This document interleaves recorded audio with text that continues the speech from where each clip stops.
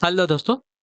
Good evening, नमस्कार। आप सभी का एक बार फिर से बहुत बहुत स्वागत है आप सभी के अपने यूट्यूब चैनल परीक्षा की शिक्षा में। उम्मीद करता हूँ, आशा करता हूँ आपसे जो स्वस्थ है, कुशल मंगल है, अपनी तैयारी जो अच्छे और बड़े तरीके से कर रहे हैं। तो जो भी क्लास में फर्स्ट टाइम आए हैं, पहली बार आए हैं, नए हैं, उन सभी को बता दीजिए कि हमारे चैनल पर आपकी जो बीएड कोर्स परीक्षा जो 25 की जो आपकी तैयारी साथ ही रेगुलर बेसिस पर जो डेली करवा, तो जिसे भी तैयारी पूरी करनी है, कंप्लीट करनी है, चैनल को सब्सक्राइब करके आता हूँ हमारे साथ जुड़िए। क्लास का समय देखिए, जीके जिसके सुबह 10 बजे, रीजनिंग की क्लास दोपहर को 1 बजे, कला की जो क्लास है शाम को 4 बजे, हिंदी की जो क्लास है शाम को 7 बजे आप सबको वहाँ से देखने को मिलती है। आप सबको इसी टाइम पर क्लास से जुड़ के अपनी तैयारी को पूरा कंप्लीट करना है। नीचे डिस्क्रिप्शन आ चुका है इंस्टाग्राम टेलीग्राम का लिंक मिलेगा, तो आप हमें इंस्टाग्राम पर फॉलो करेंगे, टेलीग्राम से को ज्वाइन करेंगे। टेलीग्राम से पर डेली बेसिस पे क्लास का अपडेट और एग्जाम का अपडेट जो है साथियों देखने को मिल जाएगा, तो आप लोग जो टेलीग्राम से को ज्वाइन करेंगे। चलिए क्लास स्टार्ट कर बिना किसी देरी के। एक एक क्वेश्चन आपके एग्जाम के लिए बहुत इंपॉर्टेंट है, ध्यान से देखिएगा, बताइएगा आंसर क्या होगा, ठीक है।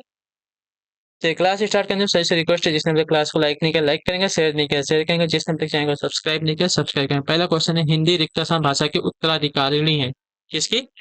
तो हिंदी जो है यहाँ पे संस्कृत भाषा की उत्तराधिकारिणी है, तो ऑप्शन नंबर जो डी दिया गया आपका राइट आंसर होगा, ठीक है। क्लियर होगा इसके बारे में। अगले क्वेश्चन की तरफ बढ़ेंगे, आपका 52 नंबर उत्तर दीजिएगा राइट आंसर का। संसार की प्रमुख भाषाओं में हिंदी का स्थान कौन सा है? तो संसार की प्रमुख भाषा में हिंदी का स्थान आपका दूसरा आता है, तो ऑप्शन नंबर आपका बी राइट हो जाएगा। क्लियर होगा इसके बारे में। चलिए, संसार के प्रमुख भाषाओं में हिंदी का स्थान दूसरा है, ठीक है। 53 नंबर है, उत्तर देने की कोशिश करेंगे। राइट आंसर, भाषा की मूल इकाई क्या है? तो भाषा की मूल इकाई आपकी होती है ध्वनि। ऑप्शन नंबर आपका बी राइट हो जाएगा। क्लियर होगा इसके बारे में।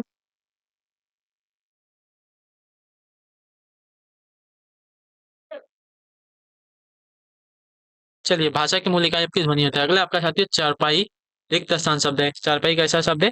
तो चारपाई आपका एक योग ऋण शब्द है, तो ऑप्शन नंबर आपका सी राइट हो जाएगा, ठीक है। चारपाई आपका योग ऋण शब्द है। योग ऋण वे शब्द होते हैं जो यौगिक होते हुए अपने सामान्य अर्थ को प्रकट न कर किसी विशेष अर्थ को प्रकट करते हैं, ठीक है। अगला क्वेश्चन आपका, जैसे कि पीताम्बर हुआ, जलज हुआ, लंबोदर, दशानन, नीलकंठ, चारपाई, ठीक है। 55 नंबर, क्षण प्रभा का पर्यायवाची क्या बताइए? क्षण प्रभा का पर्यायवाची क्या होता है? क्षण प्रभा का पर्यायवाची आपका बिजली होता है। ऑप्शन नंबर आपका बी राइट हो जाएगा, ठीक है। क्षण प्रभा का पर्यायवाची से आपका बिजली है, ठीक है। अगले क्वेश्चन की तरफ बढ़ेंगे, 56 नंबर। जालक का तद्भव क्या हो जाएगा बताइए? जालक का तद्भव क्या हो जाएगा? तो जालक का तद्भव आपका झरोखा होता है। ऑप्शन नंबर ए जो दिया गया आपका राइट आंसर होगा, ठीक है। जालक का तद्भव आपका झरोखा है। 57 नंबर है, संश्लेषण का विलोम क्या होगा? संश्लेषण का विलोम क्या होगा? तो संश्लेषण का विलोम आपका विश्लेषण हो जाएगा। ऑप्शन नंबर सी राइट होगा। क्लियर सबको। अगले क्वेश्चन की तरफ बढ़ेंगे, 58 नंबर। क्रिया का मूल रूप क्या है?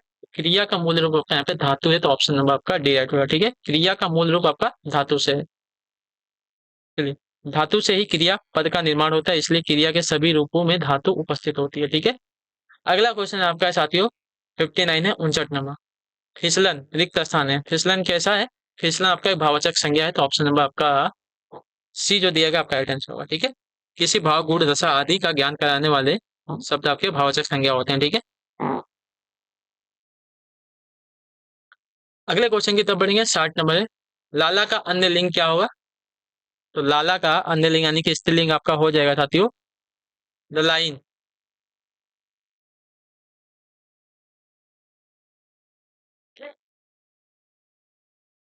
ऑप्शन नंबर आपका बी राइट हो जाएगा, ठीक है। अगला आपका 61 नंबर, गायक का अन्य लिंग क्या हो जाएगा? तो गायक का अन्य लिंग अगर देखा जाएगा तो आपका गायिका होता है। ऑप्शन नंबर सी राइट है, ठीक है। चलिए, अगले क्वेश्चन की तरफ बढ़ेंगे, 62 है, भाषण सही रूप यानी कि सही वर्तनी हमें बतानी है।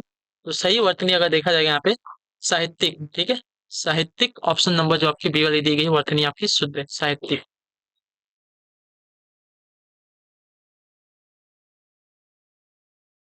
चलिए, अगला आपका सही रूप इसका बताना है, ठीक है, यानी कि इकट्ठा। तो इकट्ठा की वर्तनी जो दी गई है, ऑप्शन नंबर सी वाली आपकी राइट है, ठीक है। अगले क्वेश्चन की तरफ बढ़ेंगे, 64 नंबर, उत्तर दीजिएगा राइट आंसर। सही वाक्य है कौन सा? तो सही वाक्य यहाँ पे, आपका कृपा पत्र मिला। ऑप्शन नंबर जो बी दिया गया है, ये वाला आपका सही वाक्य है, ठीक है। आपका कृपा पत्र मिला, ये वाला ऑप्शन नंबर बी वाला आपका सही वाक्य है। 65 है, 65 नंबर, उत्तर दीजिएगा राइट आंसर का आ जाए। अंचर पंचर ढीले करना, ठीक है। अंचर पंचर ढीले करना अर्थात बुरी तरह मारना। ऑप्शन नंबर आपका सी राइट हो जाएगा, ठीक है। अगले क्वेश्चन की तरफ बढ़ेंगे, 66 नंबर, सब जवाब दिखाना दिखाना, ठीक है। सब जवाब दिखाना यानी कि लालच देकर उल्लू बनाना, ठीक है। ऑप्शन नंबर आपका ए राइट हो जाएगा। सब जवाब दिखाना यानी कि लालच देकर उल्लू बनाना, ऑप्शन नंबर ए वाला राइट आंसर हो जाएगा, ठीक। क्लियर सभी को इसके बारे में। अगले क्वेश्चन की तरफ बढ़ेंगे, आपका 67 है, 67 नंबर। पक्षी पानी पीते हैं, इसका कर्मवाच्य रूप क्या हो जाएगा? तो पक्षी पानी पीते हैं, इसका कर्मवाच्य रूप अगर देखा जाएगा साथियों तो आपका हो जाएगा यहाँ पे पक्षियों से पानी पिया जाता है। ऑप्शन नंबर आपका सी राइट हो जाएगा। ठीक है, चलिए अगले क्वेश्चन की तरफ बढ़ेंगे। 68 है, उत्तर दीजिएगा। राइट आंसर क्या हो जाएगा? बेमेल शब्द को चुनिए। ठीक है, बेमेल शब्द ना भवानी है, स्वामिनी है, दात्री है और पराधीन है। तो पराधीन आपका यहाँ पे अलग शब्द हो जाएगा। ऑप्शन नंबर जो डी दिएगा आपका भवानी, स्वामिनी तथा दात्री तीनों ही स्त्रीलिंग शब्द है, जबकि पराधीन आपका एक इनमें से भिन्न हो जाएगा। ठीक है, चलिए कलब। तो कलब, कलब कहा जाता है आपका हाथी के बच्चे को। हाथी का बच्चा आपका कलब कहलाता है। 70 नंबर, अर्क के लिए बेमेल शब्द पहचाने। ठीक है, अर्क के लिए बेमेल शब्द कौन सा हो जाएगा? तो अर्क के लिए बेमेल शब्द आपका अंतर होता है। ऑप्शन नंबर आपका सी है, मदार रस सूर्य। ये आपके इसके लिए शब्द हो जाएंगे अर्क के लिए, लेकिन अंतर जो है इसका बेमेल शब्द हो जाएगा। ठीक है,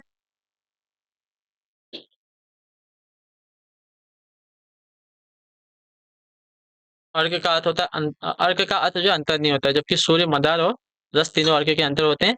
71 रिपोर्टाज का संबंध है किससे? तो रिपोर्टाज का संबंध आपका जो है पत्रकारिता से। ऑप्शन नंबर आपका ए राइट हो जाएगा। ठीक है, चलिए अगले क्वेश्चन की तरफ बढ़ेंगे। निर्देश देगा प्रश्न संख्या 72 से 73 के लिए। ठीक है, रस्सी को साफ समझ लेना क्या है? रस्सी को साफ समझ लेना क्या है? तो आपका भ्रम है। ऑप्शन नंबर आपका डी राइट है। ठीक है, अगला आपका है 73 नंबर। आयु में बड़े व्यक्ति को क्या कहेंगे? तो आयु में बड़े व्यक्ति को कहा जाता है आपका यहाँ पे ज्येष्ठ। ऑप्शन नंबर आपका बी राइट होगा। ठीक है, आयु में बड़े व्यक्ति को आपका ज्येष्ठ कहा जाता है, बी आपका राइट है। अगला आपका साथी 74 नंबर। फूल सी सुकोमल मृदु भवमयी देवयानी कच्छ के बिना न जी सकेगी, यह निश्चित है। फूल सी सुकोमल मृदु भवमयी देवयानी कच्छ के बिना न जी सकेगी, यह सुनिश्चित है। तो यह जो है आपका उपमा अलंकार है। ऑप्शन नंबर जो ए दिया गया है आपका राइट आंसर होगा। ठीक है, चलिए अगले क्वेश्चन की तरफ बढ़ेंगे। आपका 50। सोहत ओढ़े पीत पट श्याम सलोन गात मन नीलमणि शैल पर आतप परयो प्रभात। तो इसमें आपका है साथियों उत्प्रेक्षा अलंकार। ऑप्शन नंबर जो सी दिया गया है आपका राइट आंसर होगा। ठीक है, जब उपमेय में उपमान की संभावना व्यक्त की जाए तो वहां आपका उत्प्रेक्षा अलंकार होता है। रासो चरित काव्य है, उसकी रचना रासक शैली में हुई है, यह कथन किसका है? तो यह कथन आपका जो है साथियों आचार्य हजारी प्रसाद द्विवेदी का है। ठीक है, ऑप्शन नंबर आपका राइट है। ठीक है, रासो चरित काव्य है और उसकी रचना रासक शैली में हुई है, यह कथन आपका जो है आचार्य हजारी प्रसाद द्विवेदी जी का है। ठीक है, 77 नंबर। हीरामन सुआ का उल्लेख आता है। हीरामन सुआ का उल्लेख कहाँ से आता है? तो आपका पद्मावत से। ठीक है, ऑप्शन नंबर आपका बी राइट होगा। ठीक है, हीरामन सुआ का उल्लेख आपका जो है पद्मावत से आता है। अगला आपका 78 नंबर। उत्तर दीजिएगा। सूरदास के गुरु कौन है? तो सूरदास के गुरु आपके वल्लभाचार्य हैं। ऑप्शन नंबर आपका सी राइट है। ठीक है, सूरदास के गुरु आपके वल्लभाचार्य हैं। वल्लभाचार्य के शिष्य आपके सूरदास है, कुंभन दास है, परमदास परमानंद दास है और कृष्णदास है। ठीक है, अगले क्वेश्चन की तरफ बढ़ेंगे। 79 नंबर। बरिया बेटी बल गया अस बुरा कमाया हरिजिन छड़े हाथ थे दिन नेड़ा आया। तो यह जो कवि है इसके आपके कविदास जी। ऑप्शन नंबर आपका ए राइट होगा। ठीक है, बरिया बीती बल गया बस पूरा कमाया हरि हरिजिन छड़े हाथ थे दिन नेड़ा आया। ठीक है, तो ये पंक्तियां जो है आपकी कबीरदास जी के। जो घनीभूत पीड़ा थी मस्तक में स्मृति सी छाई दुर्दिन में आंसू बनकर वह आज बरसने आई। तो यहाँ पे जो है आपका श्लेष अलंकार है, तो ऑप्शन नंबर आपका ए राइट होगा। ठीक है, जो घनीभूत पीड़ा थी मस्तक में स्मृति सी छाई दुर्दिन में आंसू बनकर वह आज बरसने आई, इसमें आपका श्लेष अलंकार है। ठीक है, 81 नंबर। अंग्रेजी के रोमांटिसिज्म के लिए हिंदी शब्द क्या हो जाएगा? तो अंग्रेजी के रोमांटिसिज्म के लिए एक शब्द आपका हिंदी में हो जाएगा साथियों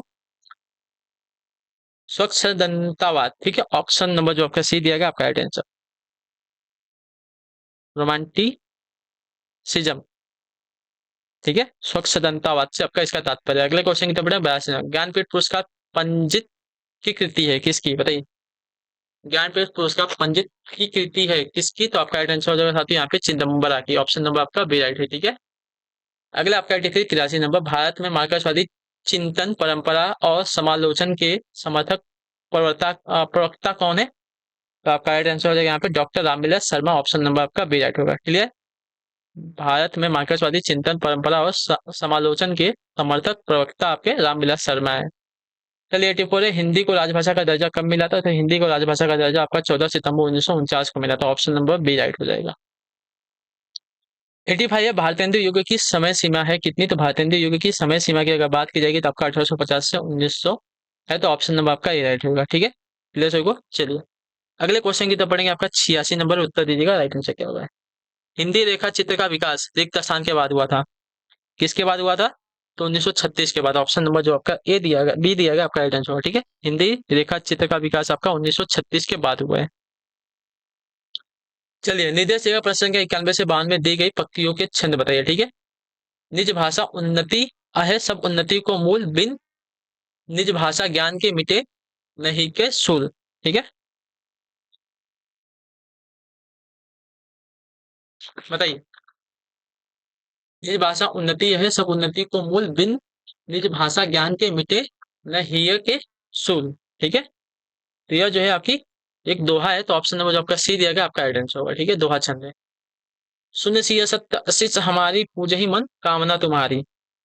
ठीक है, तो आपका एक चौपाई है। ऑप्शन नंबर जो आपका ए दिया गया है आपका राइट आंसर होगा। ठीक है, तो ऑप्शन नंबर ए राइट है। अगले क्वेश्चन की तरफ बढ़ेंगे। 93 नंबर, बीजक किस रचयिता की रचनाओं का संग्रह? ठीक है, बीजक जो है किस रचयिता की रचनाओं का संग्रह है?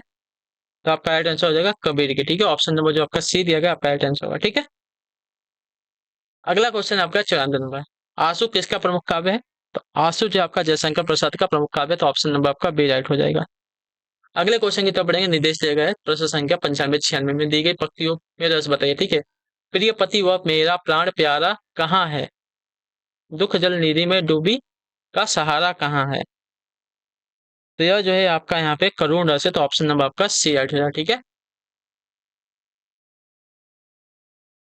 प्रिय पति व मेरा प्राण प्यारा है दुख जल निधि में डूबी का सहारा कहाँ है? तो इसमें आपका करुण रस है। ठीक है, 96 नंबर, हिमाद्री तुंग सिंग्र से प्रबुद्ध शुद्ध भारती स्वयं प्रभा समुज्वला स्वतंत्रता पुकारती है।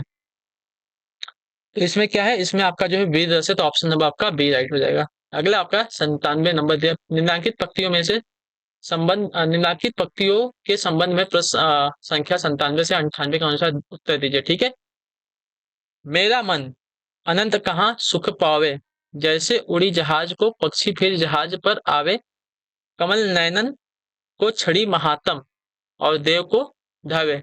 तो कमल नयन में अलंकार यहाँ पे हो जाएगा साथियों रूपा का अलंकार।